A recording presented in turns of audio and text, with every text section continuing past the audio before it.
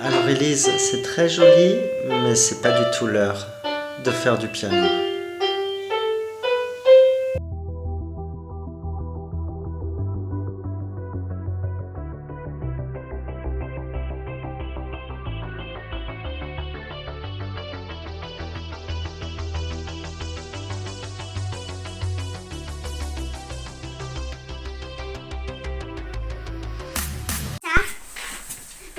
Les enfants, vous êtes prêts? Je sais pas ce qu'ils font. Avec de la vapeur. J'ai bien bossé dans les 40 minutes que j'avais. Et là, il faut que je cours au boulot. Pas en avance. J'espère qu'on va arriver à l'heure.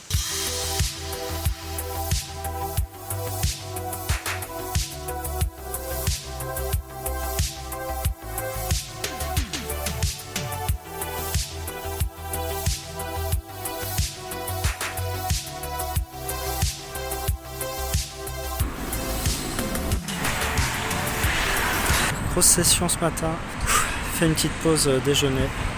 On a le temps de rentrer à la maison, puis on va pouvoir bosser à domicile. Pas mal de choses à faire, notamment du montage. On va voir ce qu'on peut faire aujourd'hui.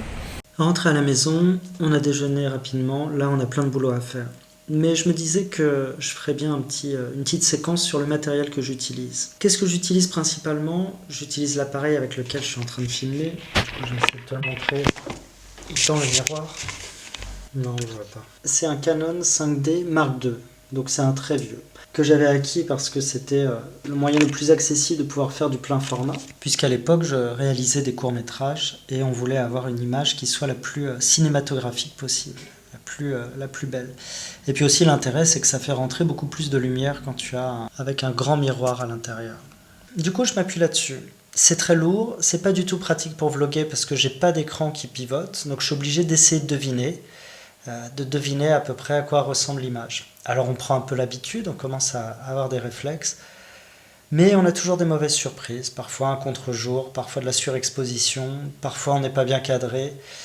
Bref, tous ces détails-là, bon, mais il faut composer avec, et puis au final on n'est pas focalisé sur son image. Normalement avec, il y a un trépied que j'utilise tout le temps, qui est le GorillaPod, qui lui est super pratique. Il suffit de le poser et tu trouves très rapidement une stabilisation pour la caméra, et surtout il est léger, donc ça c'est très pratique à ce niveau là. Et pour le son par contre, comme le son interne n'est pas terrible du tout, il faut se procurer un micro externe.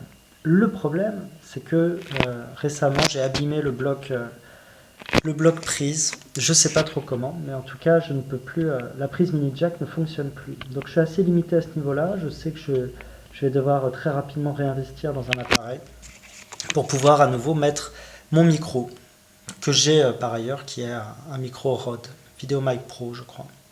Pro ou pas Pro, je sais plus. C'est celui-là, je crois que c'est le VideoMic tout court. Alors dessus il a une petite bonnette, ce qu'on appelle un dead cat, pour couper le vent, ce qui est bien pratique. Du coup j'ai rien de tout ça, là tu entends le son direct de l'appareil, je l'ai mis très très bas et en fait je l'amplifie ensuite dans le logiciel de montage. Sur les objectifs, j'en utilise essentiellement deux. J'en ai un que j'utilise pas du tout, qui est un 50 mm, qui pourtant est celui qui nous donnerait la perception la moins déformée de la réalité. Mais en fait, j'aime jongler entre deux objectifs. C'est aussi une manière d'ajouter des contraintes, et ça oblige à être un peu plus créatif. Le premier, c'est celui avec lequel je suis en train de filmer, qui est un 24 mm. Un 24 mm, normalement, c'est réservé plutôt à l'architecture. En plus, c'est un Sigma DG Art, bon, qui est vraiment un beau modèle que j'avais acheté il y a quelques temps. L'intérêt de cet objectif, c'est que tout de suite, on a un grand angle, on a des possibilités de grand angle, ce qui est pratique pour vlogger. Alors ensuite, il y a des vlogueurs qui ont encore plus ample à ce niveau-là, ils ont parfois du 18 mm, voire du 10 mm, et là, on se rapproche presque du fisheye. Et l'autre que j'utilise, c'est un Canon, et alors celui-là, c'est un téléobjectif, donc ça permet de voir ce qui est très loin. Tu vois là, par exemple, je ne sais pas si le plan est droit, l'objectif n'a pas l'air très droit. Je suis obligé de supposer. C'est un 200 mm.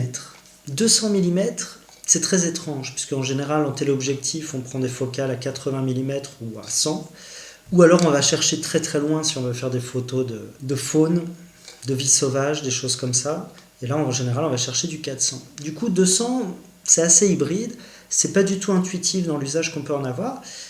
Et du coup, c'est toujours un casse-tête quand je l'utilise. Mais j'aime bien l'employer de temps en temps en me disant que après tout on peut s'habituer à tout et qu'on peut essayer de l'intégrer aussi au vlog.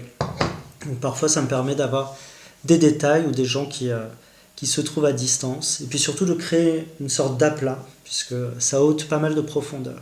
Voilà pour le principal appareil que j'utilise qui me donne les meilleures images de ce vlog. Maintenant j'utilise deux autres choses. Il y en a une qui est ensuite une action cam. C'est une GoPro, c'est une vieille GoPro que j'ai récupérée d'occasion. Je crois que c'est la 6, alors qu'aujourd'hui on doit en être à la 12 ou à la 13, quelque chose comme ça. Mais qui fait l'affaire, qui fait tout à fait l'affaire, puisque l'intérêt pour moi c'était surtout d'avoir quelque chose de très maniable, notamment pour filmer les déplacements. Donc je la fixe sur un support qui est toujours là sur mon vélo. Aussi sur mon casque de roller, je peux également l'accrocher. Et puis j'ai tout un kit, un set d'accessoires. Pour moi, il y avait deux intérêts en plus. Le premier, c'est qu'elle est étanche. Donc du coup, faire des images sous l'eau, des choses comme ça, c'est très chouette. Quand il pleut, je n'ai pas peur de la sortir. Et puis l'autre avantage, c'est de pouvoir faire du ralenti. Et du coup, d'avoir quelques séquences de ralenti. Donc il y a aussi celle-là.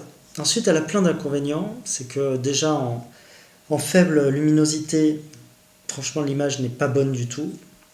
Sur les contrastes, elle la gère très mal. Et puis le défaut de tous les défauts, c'est au niveau du son. Je sais déjà que pour ces séquences-là, je vais être obligé de mettre une séquence musicale, de virer le son, parce que le son est vraiment épouvantable là-dessus. Alors certes, ce n'est pas son rôle principal, mais c'est sûr que ça ajoute des contraintes. Là encore, pour vlogger, il faut composer avec ça. Et le troisième appareil que j'utilise, c'est ça, c'est mon téléphone. Alors c'est un téléphone tout à fait simple, qui a une super batterie par contre, ça c'est vraiment son bon côté, c'est un modèle Oppo. Et par contre, je ne l'avais pas choisi pour les qualités de l'image et pour sa caméra, puisque à ce moment-là, ce n'était pas ma préoccupation, et puis je n'avais pas idée que je me servirais de mon téléphone pour vlogger. Le principal avantage de ce téléphone, c'est que en général, on l'a toujours sur soi, et donc s'il faut au débeauté filmer quelque chose qui est en train de se passer, c'est bien plus pratique. Et l'autre avantage, c'est que aussi, c'est plus discret. C'est-à-dire les gens sont moins choqués de voir sortir un téléphone portable que de voir sortir cette grosse caméra par exemple. Alors avec cet objectif, je ne te raconte pas, où là tout de suite ça crispe. Mais ce qui est sidérant, c'est qu'en fait tu vas faire les mêmes images. Dans les deux cas, tu vas filmer. Mais bizarrement, avec ça, ça ne passe pas. Avec ça, ça passe.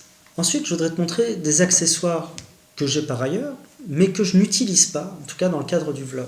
D'abord, il y a ça, un gros trépied. Alors, il est plutôt léger au niveau de sa composition. Il est super fiable, je l'ai depuis vraiment presque une dizaine d'années. Mais je m'en sers pas du tout dans le cadre du vlog. Comme trépied, je t'ai dit, j'utilise le GorillaPod. Il faudrait que je te le montre, mais là, c'est attaché, qui est polyvalent et très utile. Ou alors, j'utilise tout simplement les éléments urbains, c'est-à-dire le mobilier urbain qu'il y a contre un trottoir, sur un carton, sur une poubelle, sur un banc d'arrêt de bus, bref, tout fait l'affaire à ce niveau-là. Il ne faut pas être difficile, ça ajoute des contraintes parce que du coup tu n'as pas le plan exact que tu voudrais avoir, tu n'as pas le cadrage parfait, mais au final je crois que ça donne plus de spontanéité et d'authenticité, et puis ça ajoute à ces contraintes-là.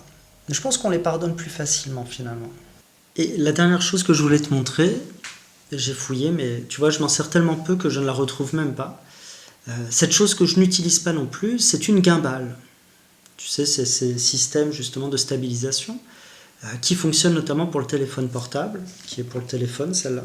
Et finalement, je ne l'utilise quasiment pas, voire pas du tout, dans le cadre du vlog. Pourtant, ça permettrait de stabiliser les plans, et donc de leur donner moins de trembler au niveau de la caméra, ce qui serait sûrement plus agréable, mais ce serait aussi plus artificiel. Du coup, là-dessus, c'est vraiment un parti pris esthétique, c'est que je me suis dit qu'il fallait filmer les choses au téléphone comme on le ferait de manière amatrice. Donc, j'ai la possibilité de faire une image qui serait plus soignée à ce niveau-là, mais ça serait plus artificiel. C'est aussi pour la même raison que je ne retouche pas du tout les couleurs, je prends les couleurs telles qu'elles sont. Là, c'est quelque chose que je fais pour d'autres projets pourtant. Mais pour ce qui est du vlog, je prends les couleurs telles qu'elles sortent de la caméra. Alors je choisis quand même un profil pour cette caméra, parce que je trouve qu'il est plutôt chouette. Je sais plus si c'est portrait. Alors c'est quoi la conclusion de ce petit panorama? Parce que finalement, j'arrête pas de te dire que c'est un équipement qui est très contraignant, qui n'est pas adapté, qui a des limites permanentes. Donc du coup, tu te dis, finalement, ça n'est pas ce que je recommande. Le but finalement de cette vidéo, c'est de te dire, mais il n'y a rien à te recommander en termes de matériel. C'est-à-dire, il n'y a pas un matériel particulier que tu devrais d'abord acquérir pour ensuite filmer. Ma conclusion, c'est tout l'inverse. C'est de te dire, prends ce que tu as, prends ce que tu possèdes déjà, et commence à filmer avec. Et très probablement que, majoritairement, ce que tu as avant tout, c'est un téléphone portable, qui est doté d'une caméra, qui te permet de filmer. Eh bien, tu peux commencer par là. Tu peux commencer à filmer avec cet appareil. Et ensuite, selon tes envies, tes besoins, et puis aussi tes possibilités financières, peut-être que tu peux essayer de monter petit à petit en gamme. Mais le matériel n'est pas le point essentiel pour pouvoir parler de soi, exposer son point de vue, dire comment on ressent le monde et les choses. Si effectivement on veut montrer un point de vue cinématographique sur son existence, alors c'est sûr qu'un équipement cinématographique serait adapté. Mais pour le plus grand nombre d'entre nous, est-ce que c'est vraiment ça que nous voulons montrer? Est-ce que c'est vraiment ça la priorité? Si moi mon objectif dans ce vlog c'est aussi de montrer une sorte d'énergie, de frénésie ou d'urgence permanente qui peut nous saisir au cours de notre journée, est-ce que j'ai vraiment besoin d'une caméra, d'une RED ou d'une caméra à 10 000 € pour pouvoir le montrer? C'est ça la question. Donc du coup, le matériel, il ne faut pas que ça soit un frein, il ne faut pas que tu t'arrêtes à ça. Et je parle en connaissance de cause, puisque j'étais persuadé, comme beaucoup avant, que d'abord il fallait l'équipement, et ensuite viendrait le professionnalisme. Là, c'est tout le contraire. Le professionnalisme, il vient de la pratique. Il vient du fait de faire des images, de se former au montage, d'essayer de regarder déjà les choses sous un angle qui soit cinématographique, en tout cas qui soit vidéographique, et à partir de là, construire quelque chose. Mais c'est finalement à travers ce chemin et ce parcours que les choses vont se faire. Et donc aujourd'hui, mon matériel, il est usé, il est vieux, il est souffrant, il est pété, ce que tu veux. Et bien au final, j'arrive quand même à en tirer, à la fin de la journée, une vidéo de ce que j'ai pu vivre. J'étais absorbé dans le travail et mon ami Romain a débarqué. Il voulait vérifier un truc sur la chaudière, parce que c'est son boulot par ailleurs, de s'occuper des chaudières. Et il n'avait pas la bonne pièce, donc il est parti en coup de vent, très vite. Il m'avait l'air un peu pressé. En tout cas, ça fait plaisir de le voir. Par contre, si je peux te donner un autre conseil, prévois un grand espace de stockage, parce que des cartes SD bien fournies, parce qu'il vaut mieux filmer beaucoup, plutôt que pas assez.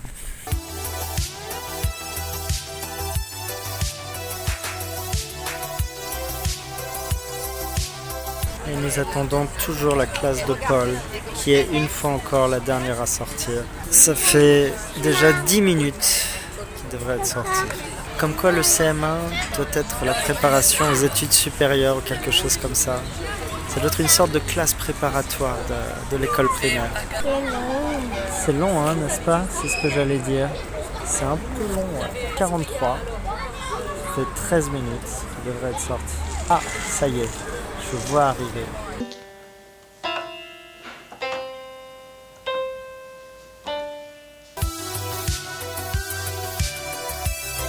C'est fou comme nous sommes des monstres d'habitude parce que les travailleurs là m'ont obligé à traverser et je m'aperçois que c'est la première fois que je passe de ce côté-là pour repasser à la maison. C'est-à-dire je redécouvre tout le point de vue que j'arpente tous les matins quand j'emmène les enfants à l'école. Eh bien je redécouvre tout le trajet rien qu'en changeant de trottoir. Comme quoi parfois il suffit juste de changer de trottoir.